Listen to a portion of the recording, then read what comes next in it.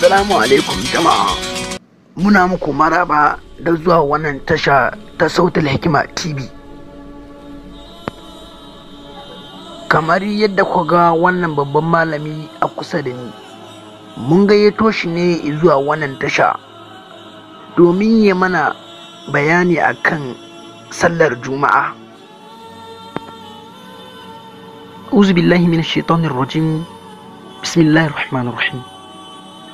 To, da farko dai sunana Umar. Sannan an gayyato ni zuwa wannan tasha ta Sautul Hikima TV domin na ɗan yi tsokaci dangane da sallar Juma'a. To da farko dai sallar Juma'a wajibi ce wacce aka wajabta akan dukkanin musulmi. Sannan sallar Juma'a tana da wasu sharuɗa guda 7. Na farko dai musulunci. Sallar Juma'a ta wajaba ne akan mutumin da ya kasance musulmi. Na biyu, ta wajaba ne akan mutumin da ya balaga. Na uku, sallar Juma'a ta wajaba ne akan mutumin da ya kasance mai hankali. Sannan na hudu, dole ne ya kasance mutum namiji.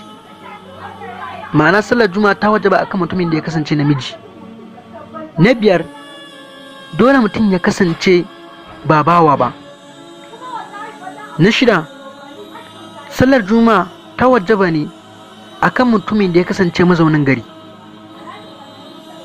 Na 7, sallar Juma'a ta wajaba ne ga mutumin da yake da cikakkiyar lafiya. Wayannan su ne sharuɗan sallah guda 7.